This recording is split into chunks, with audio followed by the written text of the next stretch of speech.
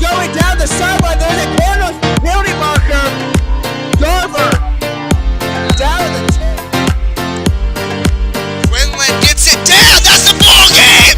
Bruins will walk it off. It's a walk-off when Fry gets it. Bruins. There's blocked. Will they get the rebound? Anthony for three. Bang! We are tied. Anaya Anthony. College basketball coach. I had VCU in Richmond. And I had American in Boston. So when I tell you there's a rivalry, I don't think this is. I've never lost to Danville. I don't lose to Danville. And I sure as hell aren't starting tonight.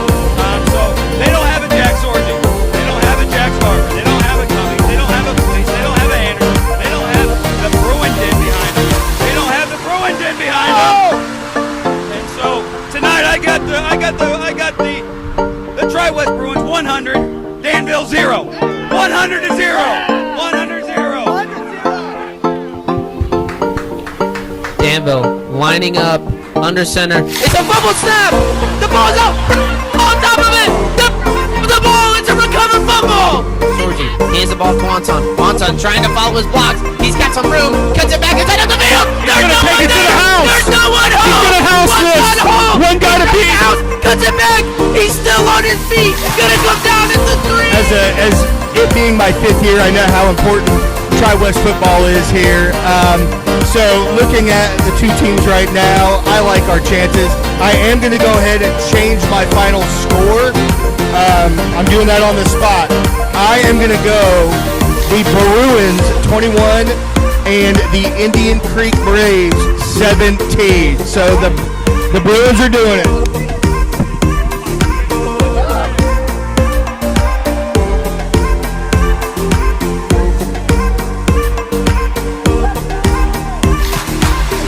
Here we go.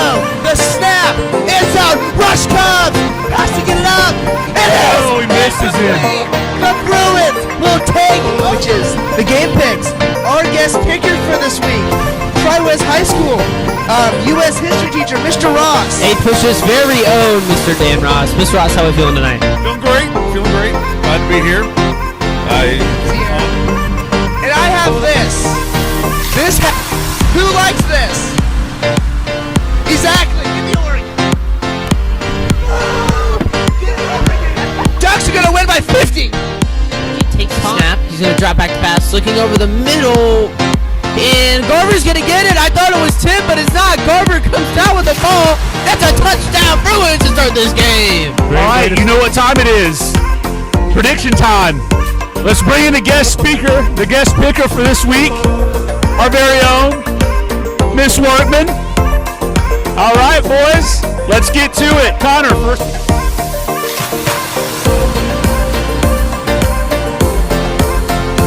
Georgie shot play down the sideline. Caught.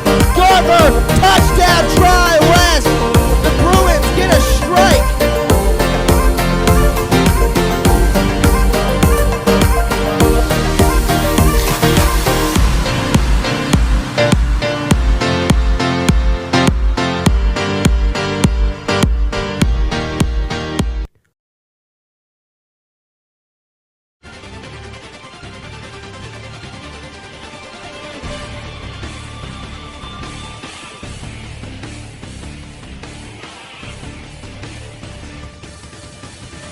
Well, okay, so I did not expect to do a show today at all. I blame the snow. Another 2-hour delay, or not 2-hour delay, e-learning day for us. Again. I'll gladly take it though, Logan, gladly. Yeah, Anytime. yeah. But the thing is, this is our last asynchronous e-learning day we can have. So Yeah. the next one we get, it's gonna have to do the Google Meets, which we'll still be done by noon. I mean, I don't know. My little talk session here. Earlier this morning, I'm sure I told you about this. There was a police shootout in my front yard. What in the world? So apparently they were chasing a suspect. That's all I heard. Great. That's how I was woken up by my mom telling me there's the cops outside. That's pretty good. I have this morning I have Pat McAfee on my wonderful big TV. He just started like right now. It's noon. We were supposed to start right now, but we started early. I mean, we started like a minute early. Let's get this thing started. Logan, take it away. First, shout out to my cup here. Here's your Legends Conference. Best Tri conference. West logo Best on the conference. back. Best conference, in my opinion. Yeah. So first, we will start off with some NFL. As you guys probably saw, Patriots beat the Broncos in the AFC Championship on 3 Yes. days ago. It started off a very nice day. I mean, it was cold, obviously, because it's a mile high in Denver. Yes. Hold on. I'm gonna find that picture because like that's the greatest thing I've seen. The It difference. was The a nice difference day between. out. And in the third quarter, it started to flurry a little bit, not too bad. But by the fourth quarter, you could not see the yard lines on the I field think I have a anymore. time lapse. We'll see if this thing wants to work to our stream setup here, guys. Hopefully it does, right? Like, I'll talk a little more about yeah, the Logan will talk when I game. pull this up. I haven't though. It was definitely a defensive battle. Patriots took home the win, 10-7. It was the Patriots win their 12th AFC Championship and return to the Super Bowl one more time. Rookie quarterback Drake May powered the Patriots with 68 rushing yards in the game's only New England touchdown on a 6-yard run. Obviously, the passing production was very limited by the weather there. When it becomes that snowy and windy, you can't see the ball coming your way. Yeah, switch. Logan, I have the picture. Do you want to see it? Yeah, go ahead. All right, so this is the I don't know. Can you see it all right? Mm-hmm. So this is the first play. Right, we'll let it. You can tell it's a little chilly, but it doesn't look too bad out there. First play of second half. Still not too bad. Third quarter, still can't see anything. A little bit of snow, I think you can probably see. A little bit of a drizzle of snow, we'll say. I understand and embrace the responsibility and privilege in the way. A little bit more there. And now you start to not see much of anything. It got bad when they brought the virtual line of scrimmage on. Yeah, that was bad. The players started disappearing. But no, the Patriots in those whiteouts, you could not see them. Big Pittsburgh Steelers fan. What was the reaction from the Intros after yesterday's press conference from Mike McCarthy? Right there is how you. That's the best. Yeah, and it just got to a point where you couldn't see anything on the field. Yeah, they had guys out there trying to snow blow the lines, and as soon as that's not going to do anything. As soon as you could see the line, it would just fall right back down. Yeah, that's not going to do anything. Well, the Patriots forced key late stops in the game. Christian Gonzalez had an interception with just over 2 minutes remaining to seal the victory. Denver's backup quarterback Jared Stidham, he actually didn't look too bad. He looked pretty decent until it started to snow really hard. But he was in place of Bo Nix after a foot injury or ankle injury. He struggled under the pressure of the New England's defense. New England's got a good D-line, though, so that's going to happen. And then the Patriots were disciplined. They had a run-heavy approach and timely defensive plays that secured the first-ever playoff win in their first-ever playoff win in Denver. Logan, you finish this. I have something I want to talk about after this. It was a defensive battle. The Patriots played very well at stopping the run. Yeah. So yeah, Patriots win 10-7, and the New England Patriots will head to the Super Bowl. Yeah, unfortunately. So before I get to the Seahawks, Logan, this is off topic, kind of. Not really. It's football still. Did you see Diego Pavia's official height measurement? I did not. Look at this. 5'9" and 7/8. Wow. And on the official Vanderbilt website, he's listed at 6 foot. So I don't know what they're on there. I guess makes sense. Anyway, let's get to the other playoff game that happened Sunday night. This was actually a good game. Surprisingly. Yeah, it was a pretty good game. Okay.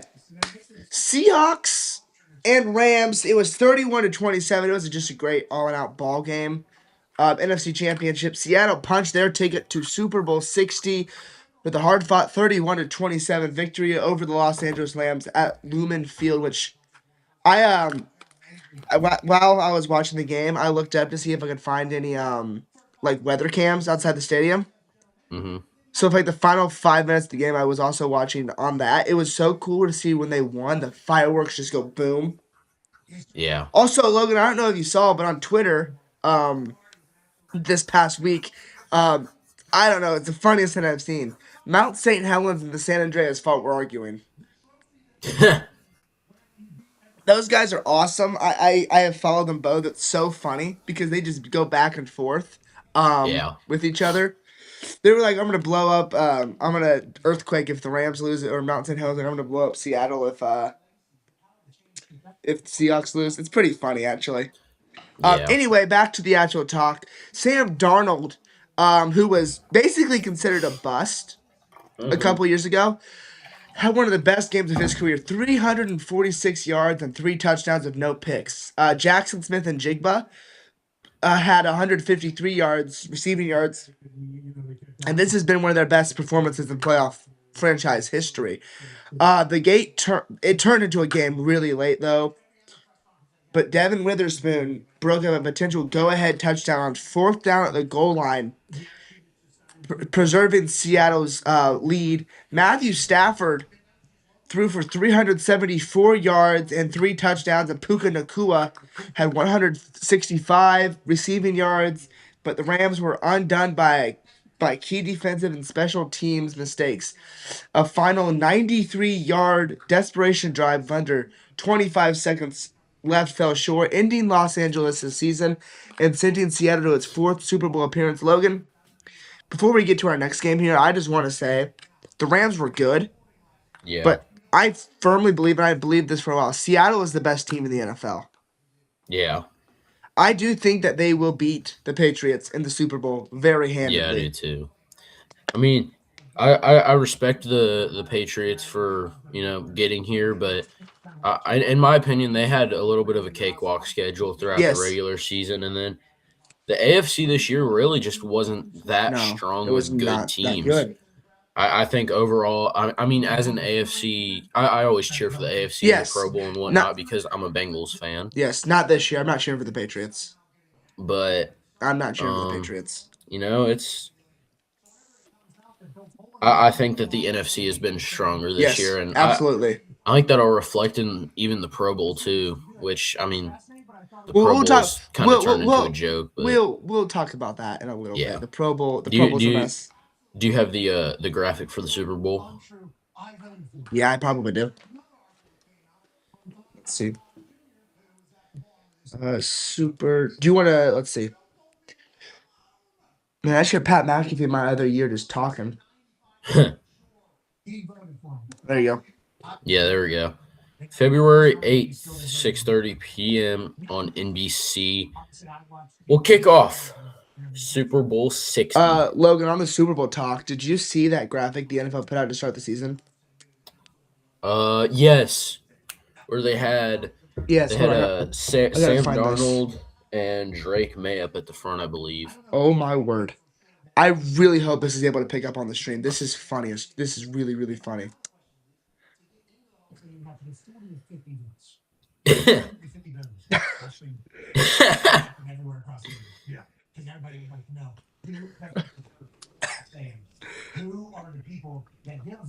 I know there's audio on this. This is the greatest. This is unbelievable. I'll repost this on our Twitter. You can go over there and watch this. That is hilarious. Oh my word! If you wanted to watch, if you want to hear the audio to this, because there is audio, I'm reposting that right now. That's great. Man, that's amazing. Week 1. I'm trying to find this, guys. I don't know. Oh yeah, here it is. This is the controversy that we were talking about. So the NFL posted this week 1. Look who's front and center. Yep, that's Drake May and Sam Darnold up there. So I don't know if the NFL knew the script. Who knows? Jonathan, Logan. Jonathan Taylor was right behind him, and he didn't get very close. Well, the Colts did start out. They started out 7-1. They had a collapse. I'm sorry, that was disrespectful. As a Bengals fan, I can't be saying anything. That was disrespectful on my part, and I'm sorry. Do you wanna tell us a little bit about some college basketball from last night? Yeah. So Michigan versus number 3 Michigan versus number 5 Nebraska. Number 3 Michigan took them close win, 75-72, handing the Cornhuskers their first loss of the season. Number 3 Michigan erased a second half deficit, and closed on a 6-0 run to defeat number 5 Nebraska and hand them their first loss of the season. The Cornhuskers had a 24-game win streak, so that was their first loss of this season and their first loss in 24 games. So Logan, I believe with that, there's only 2 undefeated teams left, right? That's Miami of Ohio and Arizona. yeah, I Yeah. believe so. Well, that's like the top. I don't know. There's probably some mid majors, some unranked. I'll go look. Yeah. I'm pretty sure. Well, Morez Johnson Jr. he led the Michigan Wolverines with 17 points and 12 rebounds, giving him a double-double, dominating the glass and anchoring the Wolverines' interior defense. Freshman Trey McKinney delivered the game's biggest moment, scoring the go-ahead layup with a minute and 7 seconds left. Michigan had been trailing for more than 36 minutes in the game. Axel Lindenberg and Ade Murray chipped in 10 points apiece, helping Michigan stay afloat during a cold shooting stretch. Nebraska surged early. Never mind. What was that? It was something on Pat McAfee. He just had like some dude just called into him. I thought they broke news. Never mind, Logan. Keep going. Nebraska they surged early. They had some hot 3-point shooters last night with there we go. With Jamarquise Lawrence and Price Sanford each scoring 20 points. The Huskers drained 10 threes in the first half and carried a 50-48 close lead into halftime, but went ice cold after the break, making just 1 3-pointer in the second half. Sam Hoiberg added 13 points, 7 rebounds, 5 assists, and 4 steals when Nebraska failed to score over the final 3+ minutes, missing 2 last-chance shots to tie.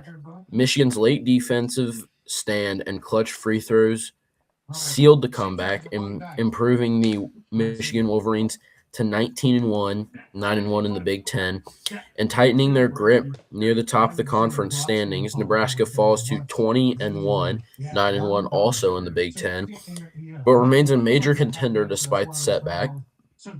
Next, Connor, we will talk about Indiana Purdue.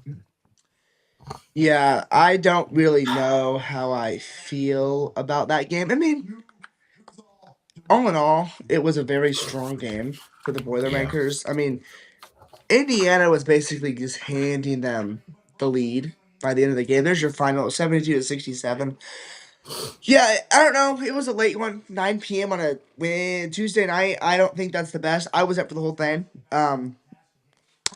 Let's get into it though. Why not, Logan? So yeah, this is a huge one for Indiana. It gives Purdue their 3rd straight loss, which is not good. Lamar Wilkinson led the Hoosiers with 19 points and delivered a timely scoring down the stretch, while Nick Dorn added 18 to fuel Indiana's premier attack. The threes were huge for the Hoosiers. Just huge. Indiana built up a 10-point lead with just over 5 minutes remaining, and then withstood a late Purdue surge with execution and smart ball movement. TKR had a game-high 23 points. Brandon Smith had 14.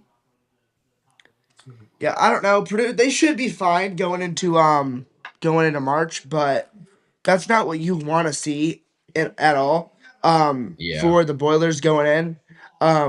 Look, I have a second here. Did you see the um the stadium that the people in Saudi Arabia built in less than a month? I did. That was insane what they can do Yeah, over there. like that's the lie. That's pictures from it. I mean, it took them 20 days to build a full stadium. Yeah, that's just insane what Which they I don't did over know. there. That wouldn't happen. I mean, that's a pretty good. You could probably. I mean, you do that. I mean, if you do that for the NFL, I mean, those stadiums. There's no way those things are up to standards. No, those things are built on scaffolding and Shipping containers. Yeah, rusty metal. But yeah, you know what? If it gets the job done, it gets the job done. yeah. It Makes does some get the money. job done. Money. Whatever. Okay, Logan, do you want to do the something we have not know about tennis, which I don't think any of us have any clue about. Yeah. I don't know much about tennis, so I'm probably gonna mess up all these names and whatnot. But we'll talk about the I believe it's the Australian Open. That I think is sounds what it yeah, is. yeah. Um, I'll start off with some men's quarterfinal highlights. Jannik Sinner, I believe is his name, advanced to the semifinals with a win over Ben Shelton, continuing his dominating title defense and setting up a blockbuster match with Novak Djokovic. Djokovic also moved on after defeating Lorenzo Musetti, staying on track in his pursuit of another Australian Open crown. The women's quarterfinal highlights: Alina Vitolini advanced with a victory over Coco Gauff, while Arena Sabalenka remained unbeaten in Melbourne as she powered into the semifinals. Upcoming matches: Arena Sabalenka versus Alina Vitolini. Vitolina. But both players enter undefeated, setting up a high stakes battle between power and counterpunching. The second women's semifinal follows on the same day as the tournament nears championship weekend. That is on the 29th, so tomorrow. And then in 2 days, Yannick Sinner will take on Novak Djokovic, a headline clash featuring the reigning champion versus the all-time great with a Grand Slam final spot on the line.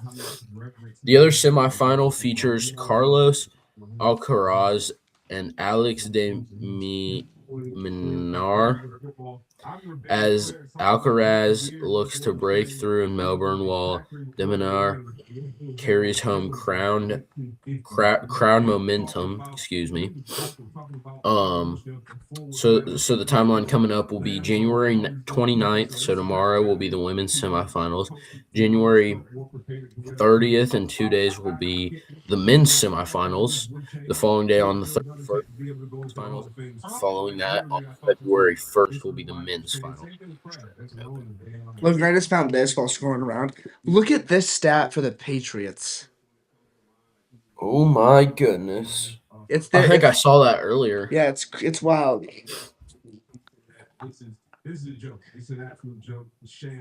Now, I mean, if you look through their playoff run too, injured Broncos, they almost lost. I don't know.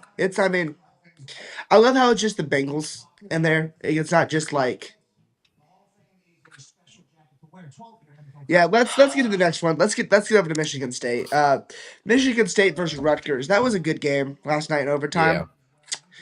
I was watching Purdue and the Notre Dame game just because I was watching with the Notre Dame fan, and it was really really funny. I ended up watching a little bit of this Michigan State Rutgers game. I was gonna watch the Purdue IU game, but they decided to have it on Peacock, which I don't have. It was also So on NBCSN, I don't have that either. which they just launched that like a couple weeks ago. It's I hate watching Big Ten because they move streaming services just Yes, about every game. So You would they just want you to buy every single streaming service if you yeah. want to watch any of the games that you want to watch. You would think they'd put a high key matchup like Purdue YU on big NBC. Yeah, and we just got Paramount Plus so that we could watch UFC. I know there's a lot of games on there, but they decided to have it on just about the only streaming service that we don't have. Let me see what was even on NBC last night. I have no clue. Let me see if I can figure out what on earth was on NBC last night.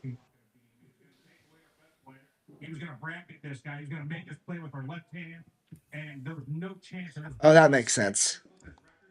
What was it? This should make pretty much good sense. It's so laggy. I think it was the NBA. Yeah. No?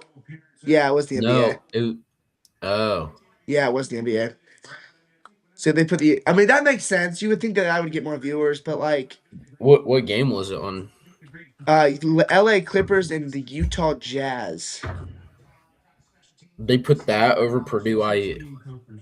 I guess That's I mean that's wild personally to I me. think that's just ridiculous. But they have the NBA contract where it's like Tuesday night is the NBA night for NBC, Yeah, which I guess that makes sense.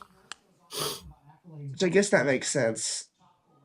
I guess maybe. I think I have enough cookies up here to feed a starving family. I mean, look at this. I got probably 15 cookies up here.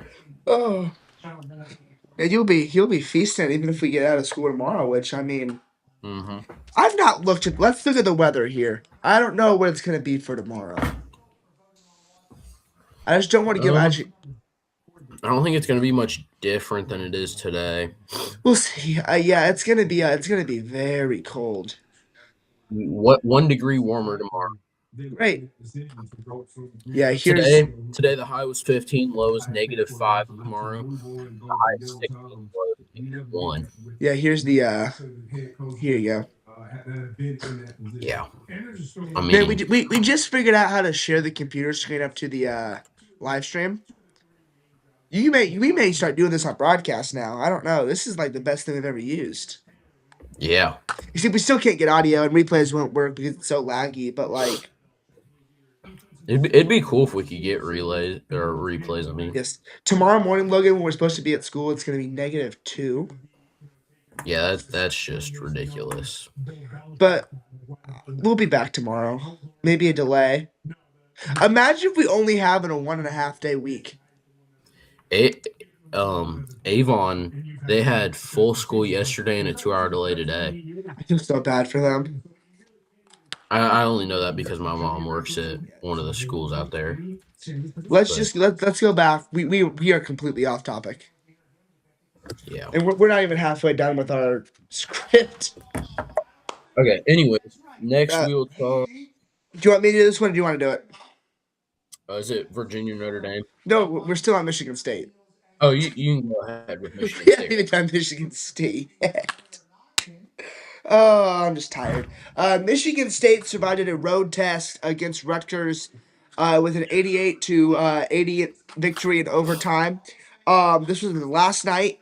This one, I think this was on Fox. So they gave this game the priority over Purdue IU. Makes no sense, right? Yeah. Tyson Walker delivered a clutch performance, finishing with 24 points and 6 assists, including key buckets in both the final minutes of regulation and overtime.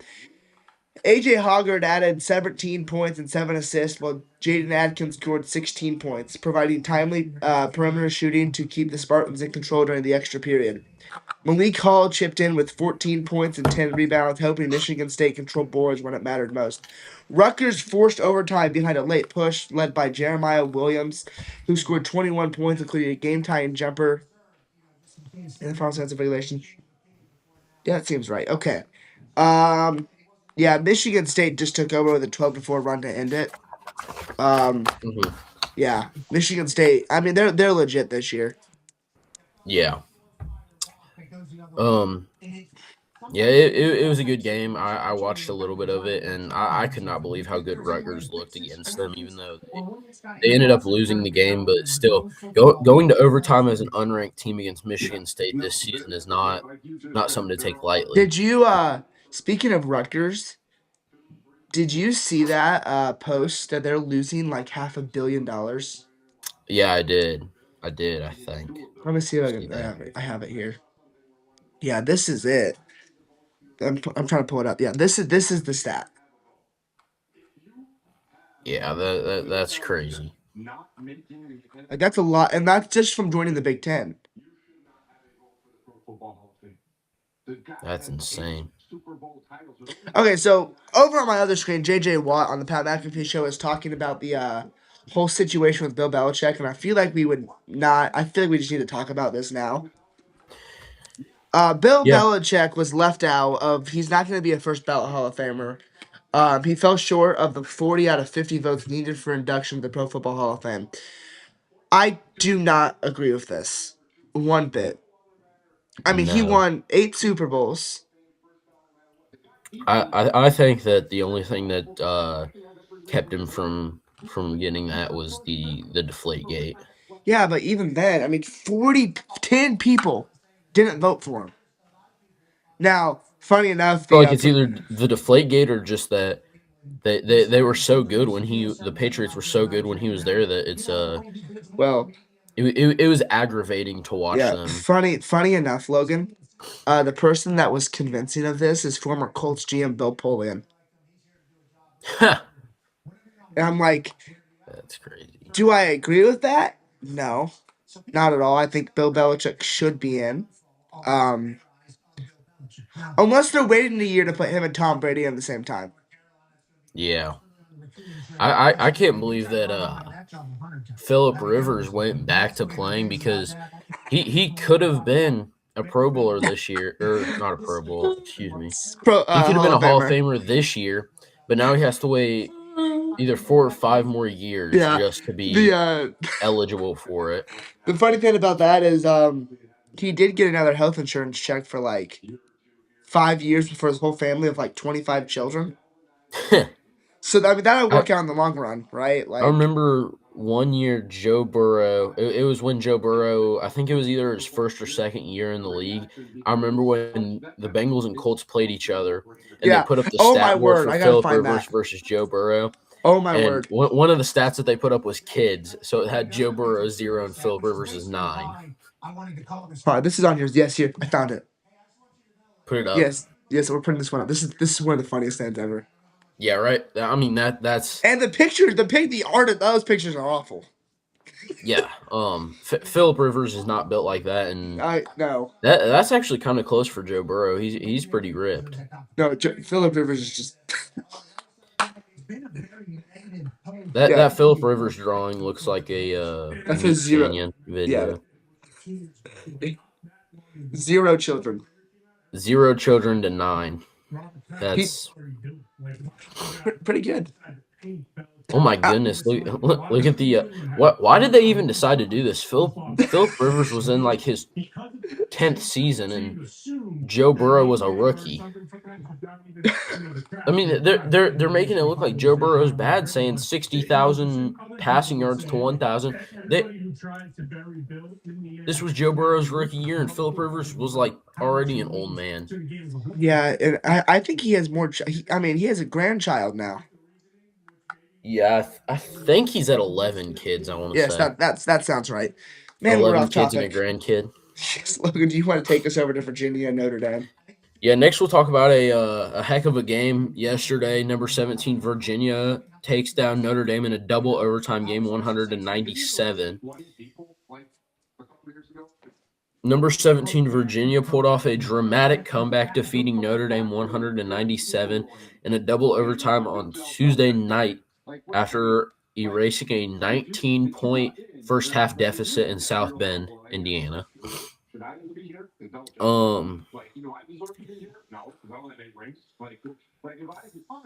I don't know how to pronounce his name. I'm gonna just say Ritter. Oh, it's my cousin. It's like Thiss or something. This That sounds right. I don't know. This Just Day co- Ritter delivered a career high game last night, scoring 32 points and leading the Cavaliers' relentless rally. Sam Lewis added 21 points, 9 rebounds, and 6 assists, hitting a clutch game-tying three-pointer with 3 seconds left in the first overtime, then scoring Virginia's final 4 points in the second overtime to seal the win over Notre Dame. Virginia surged back with a dominant second half run, flipping the momentum after trailing 44 to 35 at halftime and forcing extra time in a game that featured multiple ties and lead changes late in the game. Notre Dame was powered by Cole Serta, who poured in a career-high 34 points, nearly pulling off a signature upset. Jalen Harlison, he added 20 points, and Brady Kohler added 16 points, 10 rebounds, giving him a double-double. But Serta's potential game-tying three in the final seconds fell short. The win improves Virginia to 17-3 overall, 6-2 in the ACC, while Notre Dame drops to 11-10, 2-6 in the ACC after a heartbreaking collapse despite a strong home performance. Wow, I went through that way too fast. Yeah, but you know what? I can talk a little bit. So when I was watching the game last night, I was on FaceTime with Notre Dame person. We're not going to name drop anybody, but you may be able to know who it is, Logan, just by me talking. Yeah. He was like, this is funny because back when Notre Dame opted out of the bowl, I'm like, you don't do that, regardless. Mm-hmm. That's a bad move, bad look on your program. He was like, it's the right thing, blah blah blah blah blah. Yeah, I don't like Notre Dame. I mean, I will like them. Not really like them more than Indiana, but they do annoy me a lot. In all honesty, because they opt out of everything. Like he was all like yesterday, he was like, if we had our star player, we would have won this game. We would be in the tournament. We'd be 16-3. I'm like, no, you won it. He was Yeah. still like, we're gonna win the ACC. I'm like, you do not understand how good the ACC basketball is. Yeah, my thing is that I'm the same way with like the Cowboys. Like I like the team. I'll cheer for them if they do anything The good. fans are I, just I so cannot annoying. stand the No, the fans. fans are so annoying. It's the same thing with the Cowboys, Notre Notre Dame, Dame, the Yankees. the Yankees, sometimes the Eagles even. Like Oh, I hate Eagles I fans. I cannot stand the fans of those teams, but I'll cheer for the teams, but I can't stand the fans. And then when it's IU, I hate the team and the fans. So Well, most of the fans are former Notre Dame people. yeah, tell me why 2 years ago you were cheering for Notre Dame, and then now all of a sudden you're an IU fan. Doesn't make sense to me. Doesn't make sense. Okay, our next game will be number 2 UConn and unranked Province. Funny about UConn, they've had so many close games this year. Yeah, no, I can't stand UConn. I hate No. UConn. Dan Hurley's a bit crazy. Yeah, I don't mind UConn as a team. I mean, I'm a Butler fan, so I don't like any Big East team other than the Butler Bulldogs. But Yeah. UConn, I don't hate the team necessarily. I don't hate the fans necessarily. I can't stand their coach though. Yeah, He he's is a absolute. I can't even say the word here. You know who may hate him more though? My dad. No, yeah, but Landon, our main Oh camera my guy. goodness. Yeah, Landon hates him. I need to get Landon on here one of these days. He can talk. He'll have a full, probably half an hour rant on Dan Hurley. Man, we're already way over our time limit for this segment. You know what? What else are we gonna do today, Logan? What else? I don't think Nothing. anything. Yeah, nothing. We'll take a break in like 20 minutes. We'll go. I'm gonna need a minute. We'll do a complete media break when we get through this. We only have 3 more games, I think. That sounds right. Okay. UConn and Province. Number 2, UConn. This was, I think, at the road if my writing software was right for me. I think it I was. believe it was a road game for UConn. Tristan Newton led the Huskies with 23 points, 8 rebounds, and 6 assists, making key plays to keep UConn in control. Cam Spencer added 18. Yeah, this ain't right. Logan, please look at the UConn write up. I'm 90% sure that says Donovan Clingan, who is in the NBA. Yeah, I do not believe that that is correct, but We are flipping over to ESPN. I want to make sure that's right. I will be. See, that's just my luck, though. It's fine though. Butler plays tonight. who are they playing? They play St. John's. That game is on Peacock.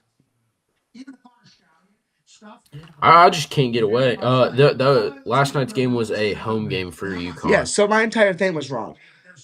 Great. It was Providence at UConn. Okay. I'm gonna read straight off the ESPN report.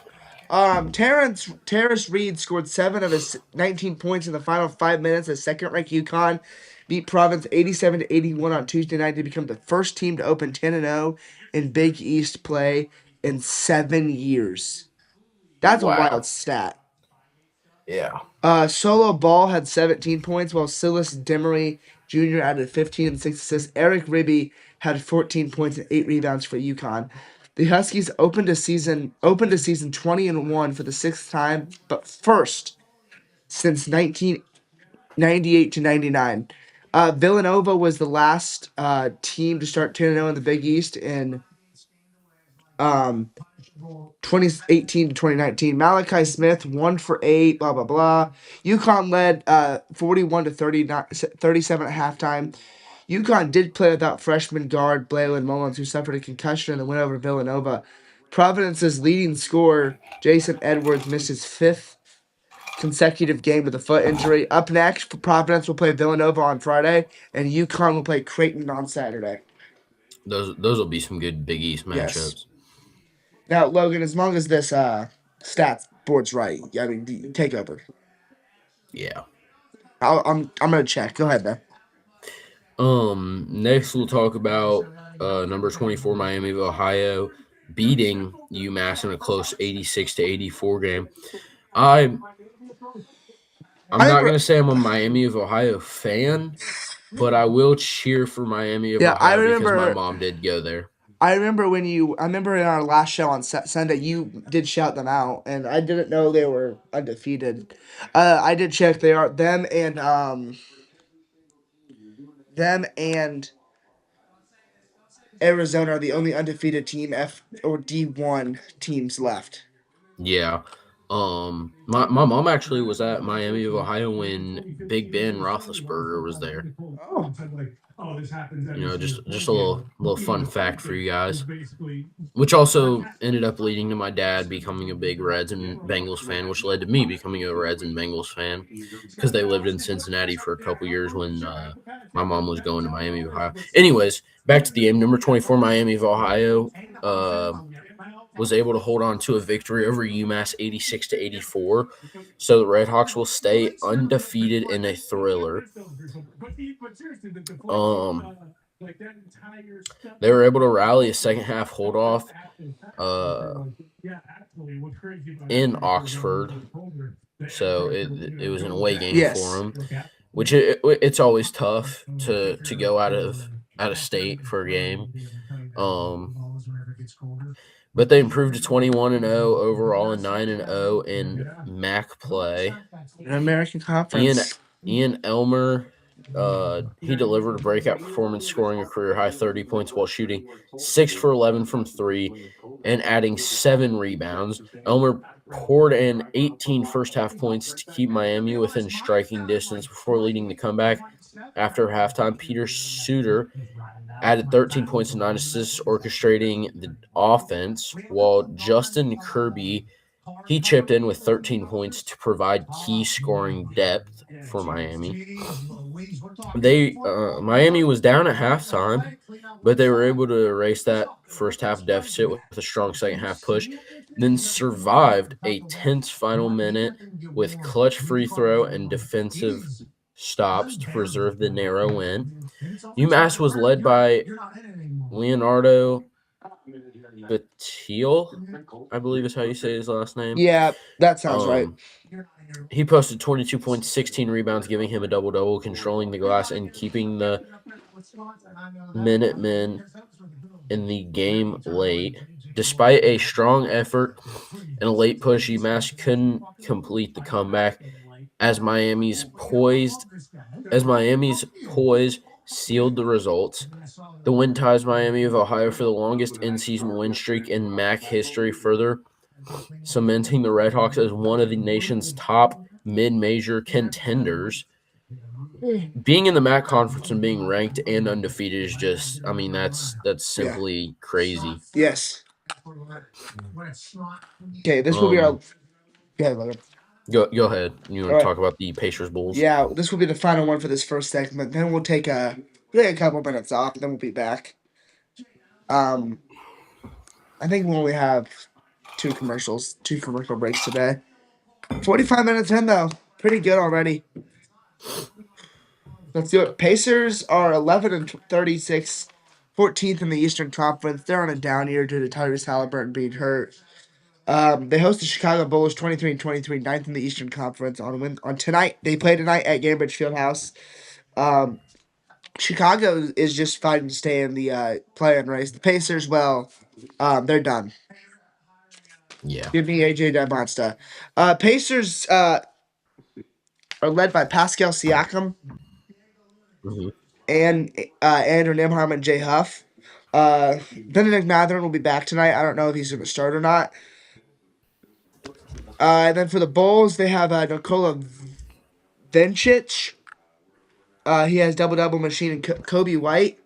The Bulls have been more competitive this season, sitting 5 spots ahead of Indiana in the East, and will aim to control the pace of the half-court execution and physical defense. Key storylines include Indiana's speed and Chicago's size, Siakam's playmaking against the Bulls' perimeter defense, and whether the Pacers can limit second-chance points against Volkovich and the Bulls' front court. This game will be able to be watched locally in Indiana on FanDuel Sports Network, and this game will tip off at 7 p.m. And if you're up in Chicago, I think Indiana too, I think you can still watch it on Chicago Sports Network. Well, before we take a break, shout out to my Phoenix Suns for defeating the Brooklyn Nets 106-102 in a close matchup last night. They won. Well, you know what? We'll come back. Don't ask me why I'm a Suns fan. We'll talk about that second half. We'll take a little short break. This one will probably be 5 minutes. I need a second. I gotta refill my waters. We'll be right back.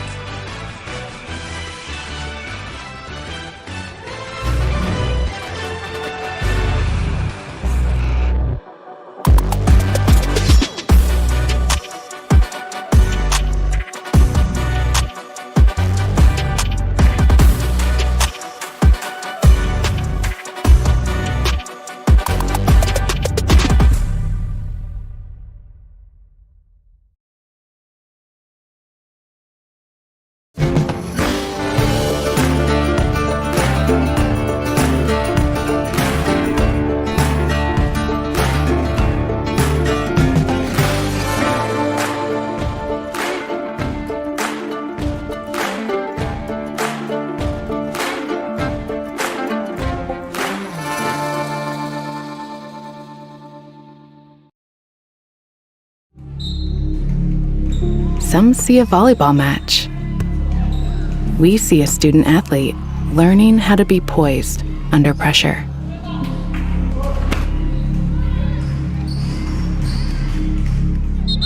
Some see a high school football stadium. We see the one place where the whole community comes together. Proud to keep education in front of athletics since 1903.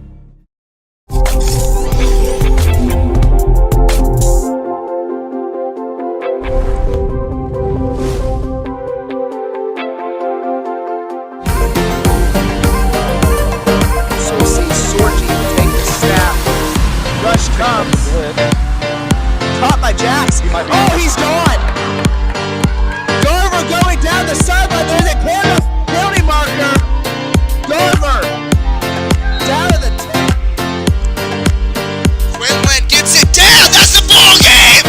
Bruins will walk it off. It's a walk-up when Fry gets it. Bruins. There's blocked. But they get the rebound. Anthony for 3. Bang! That's a We big are one. tied. Anaya Anthony.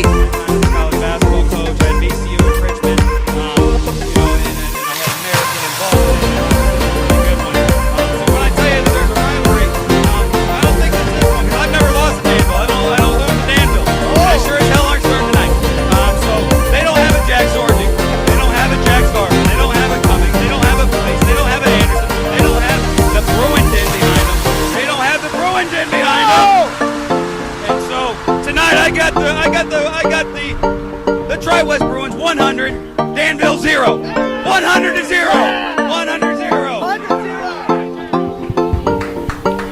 Danville lining up under center. It's a fumble snap. The ball's out. On top of it. The ball. It's a recovered fumble.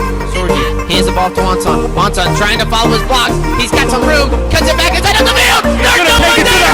There's no one home. He's gonna house One this. man home. One guy to beat. Cuts it back.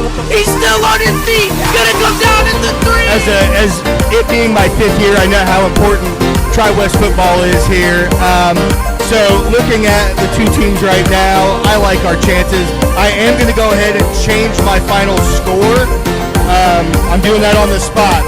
I am going to go the Bruins 21 and the Indian Creek Braves 17. So the Bruins are doing it.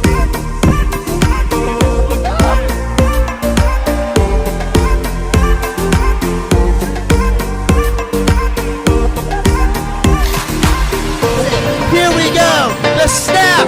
It's out! Rush comes! Has to get it up! It is! Oh, he misses him. The Bruins will take coaches. The game picks. Our guest picker for this week, Tri-West High School, U.S. history teacher, Mr. Ross. A Push's very own Mr. Dan Ross. Mr. Ross, how are we feeling tonight? Feeling great. Glad to be here. And I have this. Who likes this? Exactly. Give me your order. Ducks are going to win by 50. He takes a snap. He's going to drop back pass, looking over the middle. And Garver's going to get it. I thought it was Tim, but it's not. Garver comes down with the ball. That's a touchdown. Bruins to start this game. All right, you know what time it is. Prediction time. Let's bring in the guest speaker, the guest picker for this week, our very own Miss Workman. All right, boys, let's get to it. Connor, first.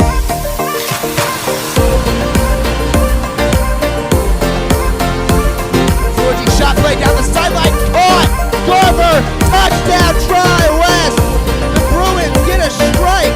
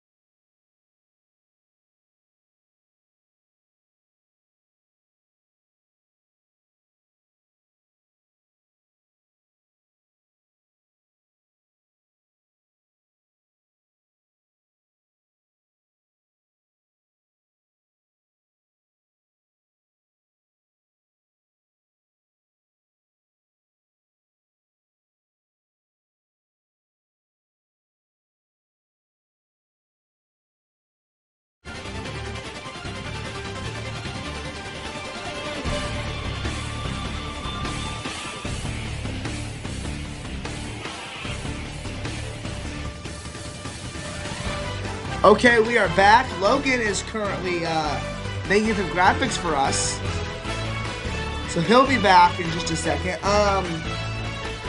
Wow. Okay. Second segment did take a bit long. First segment did take a bit too long, in all honesty. But yeah, let's get this second. We had an interview planned. The people we were gonna have could not make it, so we're just gonna talk more about pro sports stuff. Then we'll do another short commercial break. It won't be as long, I promise that. And then we'll do the news and updates for around Tri-West and some games that got rescheduled. Let's start it off here. I think there's nothing crazier than the current price of Super Bowl tickets. Look at this. This is according to Game Time. Super Bowl tickets. You want to sit down here, nice little seats. You think? Yeah, it'll cost you $2,300. Of course, this is nothing compared to the college football playoff national championship. Now, would I pay this? No, I would not. The Pacers game tonight, which if you tuned in a few minutes ago, you heard us talking about. It's pretty cheap, actually. If you were around Indianapolis and have nothing to do, you can get into the place for, let me see, $8. I think is your cheapest. $8. And if you want to sit courtside, $3.50. Pretty cheap. You want to sit right behind the Pacers bench, which is where I would want to be. $1,000, but I don't know. While we're on the topic of the NBA, I feel like I should talk about the news from earlier where this is according to NBA ESPN insider Shams Charania. He reported that two-time MVP Giannis Antetokounmpo is ready for a new home at the February 5th NBA trade deadline or in the offseason as several rival teams make aggressive offers to the Milwaukee Bucks for him, and the franchise is starting to listen. League sources did tell ESPN. Of course, you see in the comments, somebody says the Kings. I'm sure Logan would love if he went to the Suns. Just because, I don't know if that, we can talk about them in a little bit. What would be really funny is there's the Pacers. Maybe. Imagine him and Tyrese. But I do think it'd be funny. We're coming up on the 1-year anniversary of the Luka Doncic trade from Dallas to Los Angeles. I think it'd be really, really funny if he ends up in LA. I don't think that he does, but that would be really funny. Anyway, our next subject we can talk about. Let's see. We'll talk about the coaches. Hold on. Let me see. Let me see. I have no clue. Oh, we can go through the baseball schedule. Yeah, let's go through the Tri-West baseball schedule.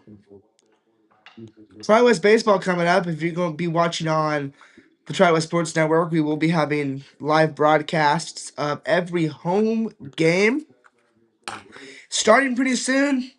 Very soon, actually. March 26th against the Ben Davis Giants. That's a IHSA scrimmage at Tri-West. We will be streaming that game. Ben Davis, they have a little tournament, which we were talking about going to, ultimately decided not to. Triton Central will be our first regular season stream on the 8th of April, right after spring break. A ton of games. You have 4 home games in a row. Creek Speedway, first year of the Hoosier Legends Conference, which should be a pretty good baseball conference. I've talked to Coach Spence a little bit about it. They should be pretty good. We know Indian Creek last year did take us to 11 innings and we did beat them. Grayson Quinlan walked it off. Of course, you have Danville still, Lebanon, Noblesville, Brownsburg, and then Buff will be the final home game of the year. So yeah, that should be pretty good, I would think. Whenever Logan gets back, we'll go through Pro Bowl rosters. He'll give me a thumbs up when he has that all done. I hope. Hopefully. But yeah, let's go through. Let's do the Big Ten football schedule. We'll break this down more when Logan gets back here in just a few minutes. Let's see. There we go. Big Ten football. Thought my phone was buzzing. Never mind. Okay. Let's see. I don't know what the next post is. Oh yeah, it's just Illinois. Oh, okay. Very, very easy if you look at some of these teams. Let's do a full team breakdown here, though. Illinois will have, I believe that's UAB. Duke. That could be actually fun. That's the ACC champion going in there to Champaign. Southern Illinois, Ohio State, Purdue, Michigan State, Oregon. That's at Illinois. Ooh, I gotta check my calendars. Okay. Maryland, Nebraska, UCLA, Iowa, and Northwestern. I want to do a full breakdown in Indiana here in a minute. Iowa, Northern Illinois, Iowa State, Northern Illinois. No, that's Northern Iowa. Is that? I have no clue what that team is. Hold on just a second.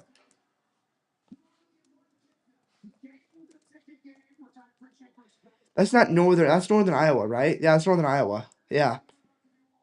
That is Northern Iowa. So they have Northern Illinois, who a couple years ago did beat Northern Illinois did beat Notre Dame a couple years ago. Iowa State, that should be it. That's always a fun matchup. Northern Iowa, Michigan, Ohio State, Washington, Minnesota, Wisconsin, Northwestern, Purdue, Illinois, Nebraska. Going over to Maryland, that's Buffalo. No, that's Howard. That's either Buffalo or hold on. That is Howard. Okay. Howard, UConn, Virginia Tech, UCLA, Nebraska, Ohio State, Rutgers, Illinois, Purdue, Wisconsin, USC, and Penn State.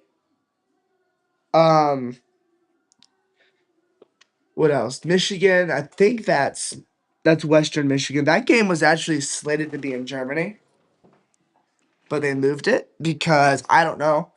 I guess they decided the drive over to Ann Arbor was going to be too hard, or no, because it was going to be from Ann Arbor instead of Michigan.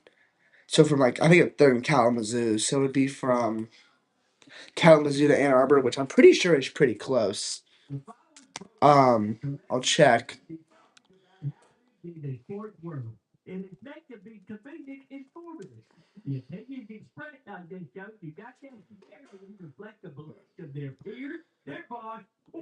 Let's see, Ann Arbor. I'm putting it in my map right now.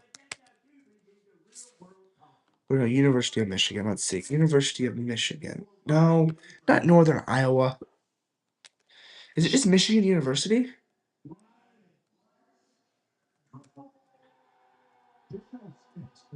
Can't put Ann Arbor. I don't care. Yeah, there. So instead of a hour and 45-minute car ride, it would be like a 16-hour flight from, let's see, Detroit, probably. Let's do Detroit.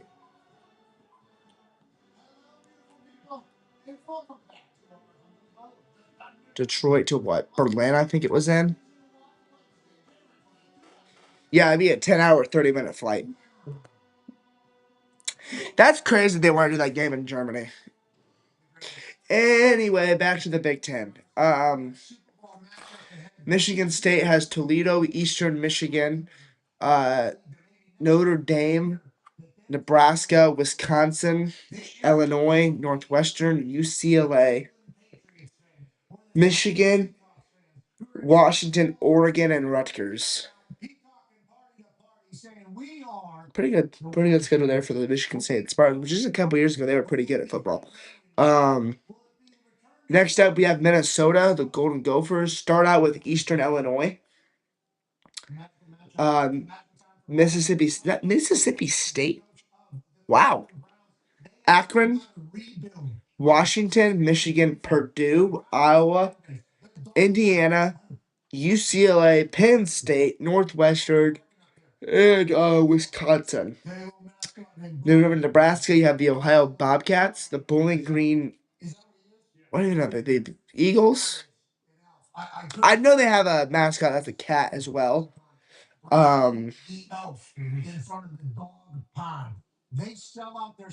Michigan State. Oh, sorry. Yeah, North Dakota, Michigan State, Maryland, Indiana, Oregon, Washington, Illinois, Rutgers, Ohio State, and Iowa. Northwestern has the Jackrabbits of South Dakota State. Colorado, which me and Logan were talking before the show started. I kind of want to go to that game. I had 2 opportunities back in Dion's first year in Boulder to go watch them. I was so funny enough. We were in Arizona over fall break.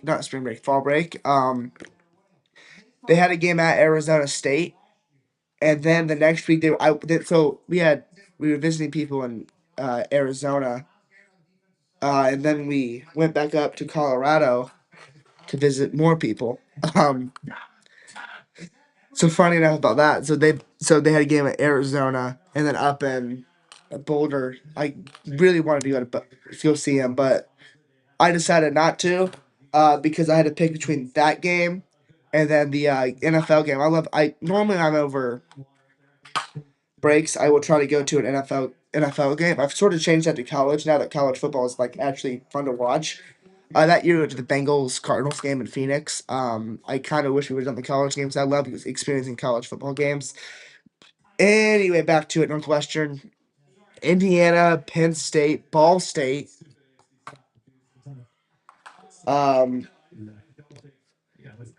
Michigan State, Rutgers, Oregon, Iowa, Ohio State, Minnesota, and Illinois. Went over the Ohio State Buckeyes.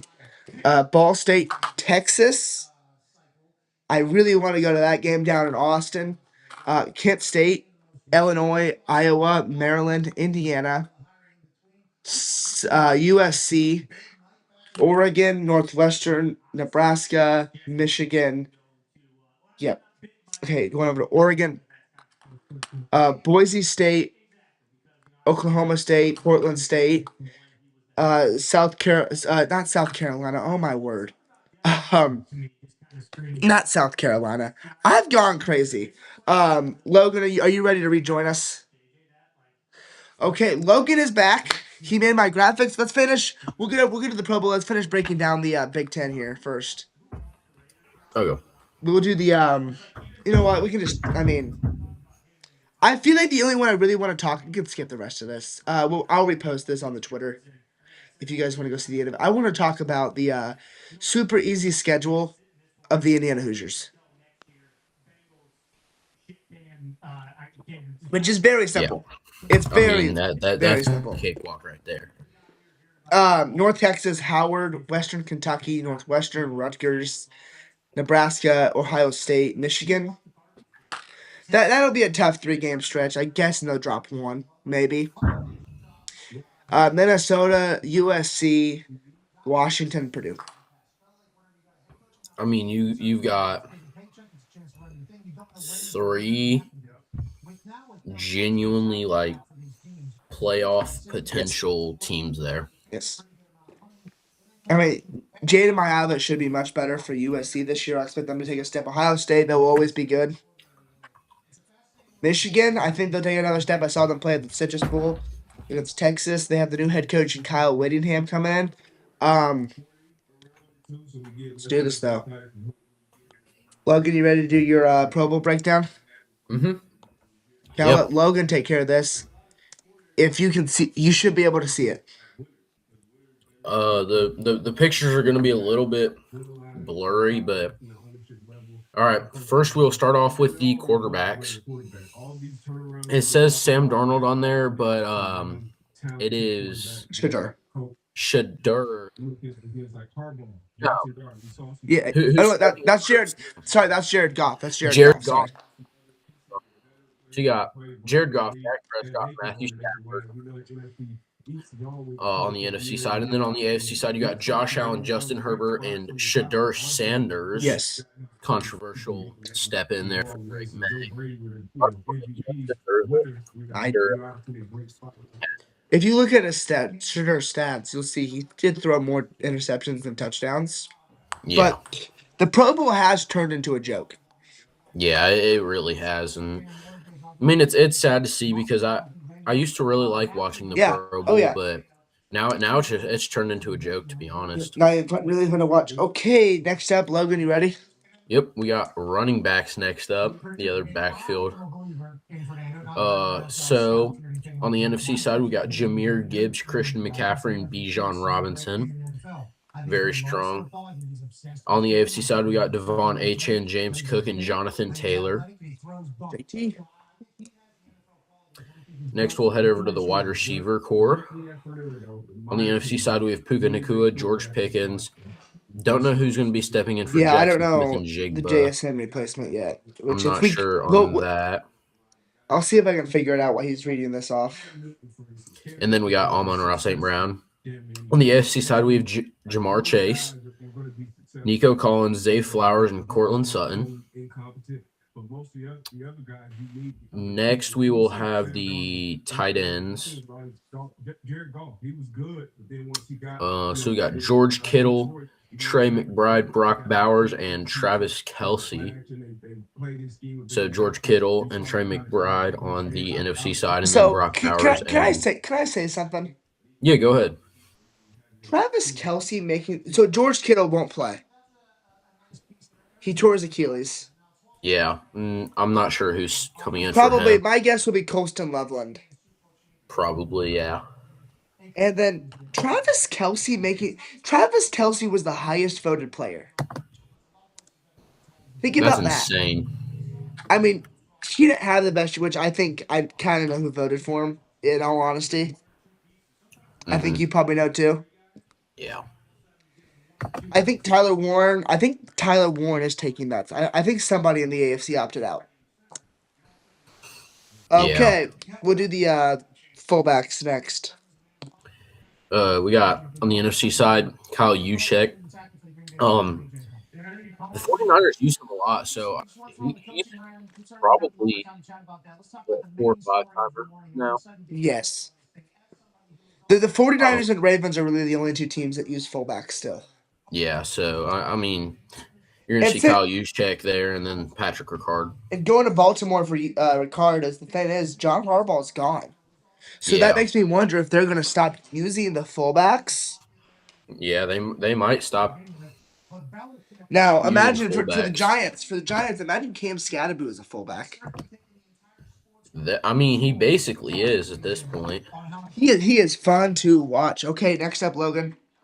Next up, we'll head to the O-line. So we have the centers. Looks like we have Drew Dahlman for the Bears and Cam Jurgens, the new Eagles center after Kelce. And then on the AFC side, we have Creed Humphrey and Tyler Linderbaum. Sorry, it's gonna take me a second here to get these guys because they're not names that you particularly hear a whole lot. On the NFC side, we have Chris Lindstrom, Tyler Smith, and Joe Tooney. And then on the AFC side, we have Quinn Miners, Quentin Nelson, and Trey Smith. And then finally on the offensive side, we have the tackles, which includes let me find it here. Penei Sewell, Trent Williams, Tristan Wirfs, Joe Alt, Garrett Bowles, and Dion Dawkins. Next, we head over to the defensive side with interior linemen. So first up on the NFC side, we have Jalen Carter, Leonard Williams, and Quinnen Williams. And on the AFC side, we have Zach Allen, Chris Jones, and Jeffrey Simmons. Now we have defensive ends, which include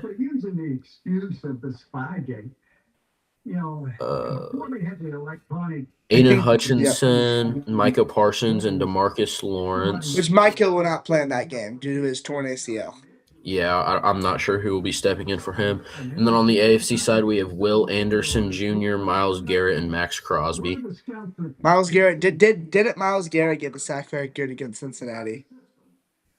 Technically he did, but it wasn't really a sack. Joe Burrow kind of went down, and then he just happened to touch him. Let's all be honest. If you saw that play, it was not. I'll try to find it. I'll find it. Next up for interior linemen, middle linebackers. We have on the NFC side. Go ahead, Connor. No, you read the names off, and I want to talk about one of the AFC guys. Unless you want me to read them off, if it's too hard for you to read it. I see Azeez Al-Shaair on the AFC side. So for the NFC, it's going to be Zach Bond and Jack Campbell. AFC is Azeez Al-Shaair and Roquan Smith. Let's talk about Azeez Al-Shaair for a minute, Logan. I don't really like him at all. Mm-hmm. He said in an interview that he hits players as hard as he can and then prays they're okay. Yeah. Which I'm like, that's okay. I mean, it's football. Hit him hard. Just don't hurt nobody. Yeah. Your intention should not be to hurt anybody. Ever. Yeah. Yeah. I believe he's Jewish. Something like that, yeah. Let's go back to outside linebackers. If you can, you should, yeah. On the NFC side, Brian Burns, Jared Verse, and Brian Young. And then on the AFC side, Nick Bonita, who has been playing amazing this year. Tulu Tipololu. Wow, what a name. And then TJ Watt. No name's better than Tua Tagovailoa. No, have you seen Tua's full name? It's like, what, 27 names, I think? Yes. When we get down to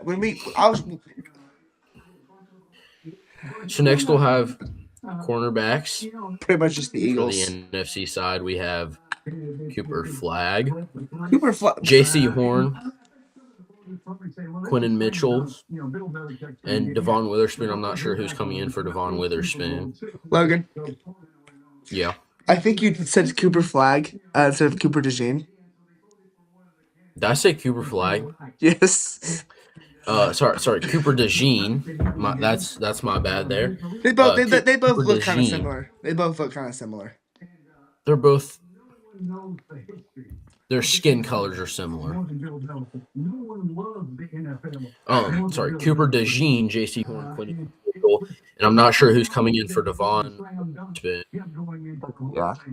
On the AFC side, we have Denzel Ward, Pat Surtain, Derek Stingley Jr., and Christian Gonzalez. I'm not sure who's coming in for him either. So now we will have the safeties. On the NFC side, we have Kevin Byard, Antoine Winfield Jr., and Budda Baker. And then on the AFC side, Jalen Ramsey, Kyle Hamilton, and Derwin James Jr. Now we will head over to the special team side of things with the kickers. On the NFC side, Brandon Aubrey, and on the AFC side, Cameron Dicker.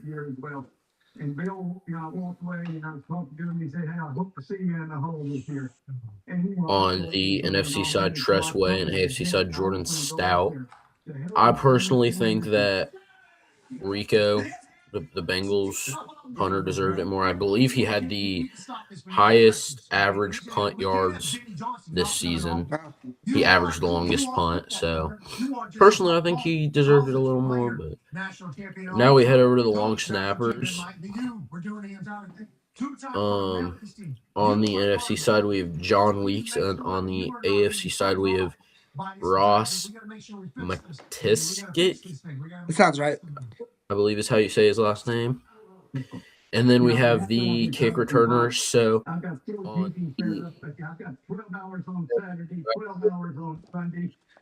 He is so good. yeah, he is very, very good. I don't know who's going to be stepping in for him. And then on the AFC side, we have Shamir Dyke from the Tennessee Titans. It's all from the Pro Bowl. Logan. So, yeah, let me see if I can find that video of Rashid Shaheed because that was So this was last week against San Francisco, right? Mm-hmm. Now let's see.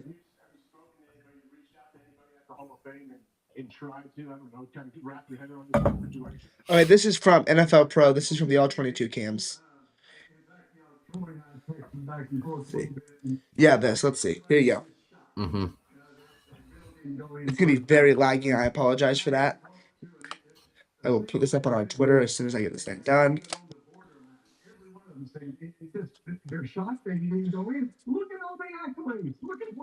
Yeah, he's insane. He's really good. Hey, you know what? Maybe he'll take back the opening kickoff of the Super Bowl. Yeah, that'd be cool to watch. We did see. I mean, it's crazy how many Seahawks players made the Pro Bowl. It Yes. just proves how amazing of a team they were this year.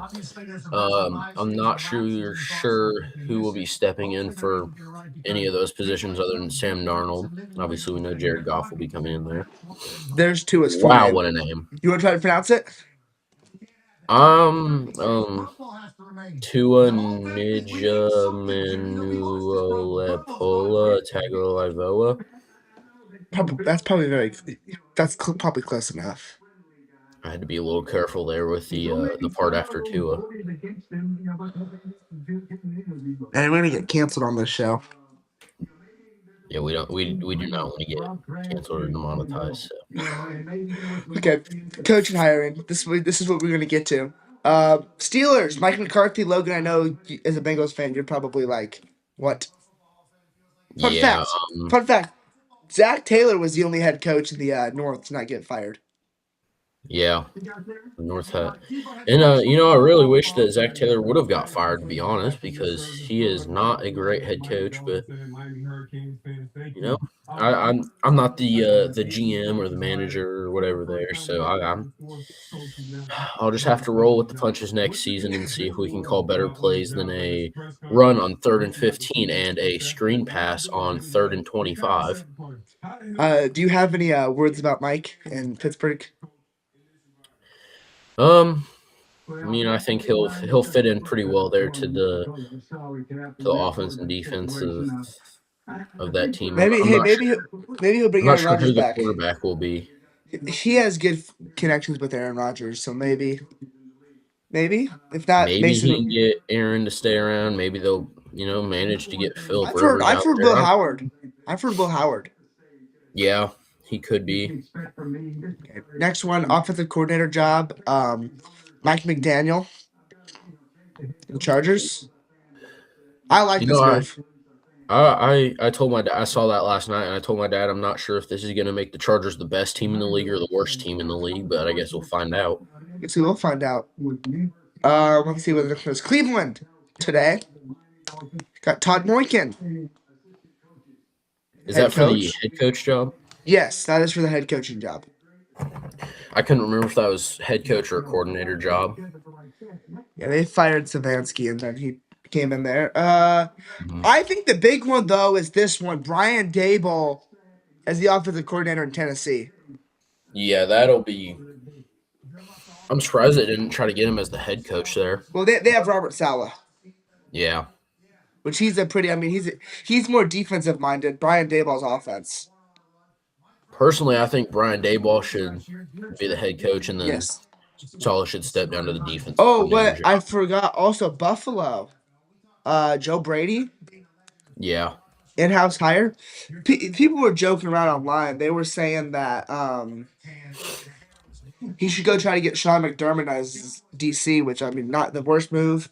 But yeah, Joe Brady. I was gonna say we could take a commercial break. I think that we're already way over our time, so we're gonna keep it here. We're gonna do a quick rundown though of upcoming updates for the girls basketball. You can go ahead with the girls. Okay, let me pull up their sectional because I do have that. There it is. Girls basketball sectional. They will play at Lebanon. Here we go. Here's your sectional, Logan. They'll start it against Danville, which they got swept by Danville. Yeah, Danville's got a good team this year. Yeah. So the Bruins, I mean, if they win, they will play the winner of Frankfurt and Lebanon. Upcoming games for them: 128, which will be today. Maybe. I don't know. That one maybe that one may have gotten rescheduled. Will be at Bishop Chatard. Tomorrow they'll be at Speedway at 7:45. And then on the 4th, they will be versus Danville at Sectional 25 at Lebanon High School at 6 p.m. I reposted the sectional bracket on our Twitter. Yes. So check out Bruins Live on Twitter if you need the updates from that. I will go ahead and put a little thing up on the screen to show people where to go. Let's see. Logan, do you want to say anything about the sectional while I'm doing this? I mean, it's going to be a tough sectional. I think if the Bruins put their head down and they work hard at practice this week and they can go out and play good games tonight and tomorrow. If they put their head down and they can lock in at practice, lock in warm-ups, I think they have a good chance at beating Danville and moving on to the second round against Frankfurt or Lebanon. Now let's flip it over to the boys while we have the chance here. They will be at Western Boone game was yesterday. Of course, that was canceled due to the snowstorm. Do you that was rescheduled to the Yes, 31st? rescheduled to Saturday at 2:30 at Western Boone High School. So their next game though will be at Danville on this Friday at 7:30 live. Which will be on the Tri-West Sports Network. Yeah, we're bringing you our. I think this would be our. We did every football away game except for Buff and Western Boone. So we will be there on the scene at Danville. Tune in 7:30. Logan, we do have that special musical announcement. Mm-hmm. Which, if you go to Tri-West, it's already been confirmed. But if you're just a person in the community, we'll be telling you. We'll reveal that at halftime, probably. Yeah. I'm not sure if we'll have. Are we taking any of the desk or anything with us for a pregame show? No. If anything, we can do a pregame show there. We could. I may also see how hard it would be to do a pre-recorded one. Yeah. If we could film it during Bruin time on Friday or something. Yeah. Like a 10-minute one, just run down game picks.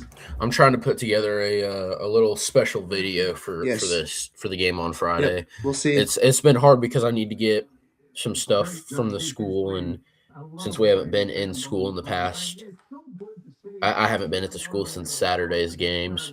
So I have practice today at 4. So I'll try to get some stuff either before or after that. For the boys as well, 2-5 Bishop Chatard going to come to Tri-West on Tri-West Sports Network. 2-7 Martinsville at Martinsville, 1:30. We'll talk about that in the Bruins Live in 2 weeks. The Super Bowl exclusive show. Yeah, this Sunday we got the Pro Bowl special, and the next Sunday we'll have the Super Bowl special. Yep. We'll have full segments about both of those games. Super Bowl 1. Yeah. Monrovia on 210 at Tri-West, TWSN 7:30. And then the final home game will be 2:17 against Speedway. Then the last couple games, 2:24 against Buff Jesuit on 7:30. That's at 7:30, and then 2:27 at Cardinal Ritter at 7:30. Upcoming streams. Logan, you want to take that? Yeah, upcoming streams here on the Tri-West Sports Network. Of course, we have the podcast here. Yes. Every Podcast. Sunday. Times are We'll try to get a TBD. show. Well, we post everything out. We'll try to go at noon as much as we can. Obviously, conflicts. Yes. Will push us back to 2. Yeah. But we'll post. We'll the Twitter. They're at Bruins Live 1. Or of course the Tri-West Sports Network Twitter too. Yeah. Follow Our that next too. stream will be Friday at Danville, 7:30 p.m. tip-off. Following that on 2/5, we'll have the Bishop Chittard boys basketball game, 7:30 p.m. 5 days later on 2/10, we'll have the Monrovia versus Tri-West boys at 7:30 p.m. And then the boys' final home game. No seniors there. The only senior that we will be losing at that game will be Lane. Yep. Lane will be the only senior that is Final home game. That'll be his final stream. Probably, unless he has volleyball in the spring, so we'll see his schedule. If he wants to come back and do baseball, we'll get him in. But it's looking like that's going to be it. Yeah, and then the Little Mermaid musical. That'll be fun. That's going to be a fun show to do. Yeah. Can't forget about the podcast, can you? Mm-mm. Can't forget about it. Well, I actually think that's all. We did pretty good today. That's about an hour underneath our first show. Next broadcast, we just said Tri-West Boys Basketball at Danville this Friday at 7:30. Stay warm. Stay safe. Logan, any final words? Stay warm, stay safe, and we'll be back next Sunday. This was the literal. I thought of this last night. Yeah. Well, that's all. We'll be back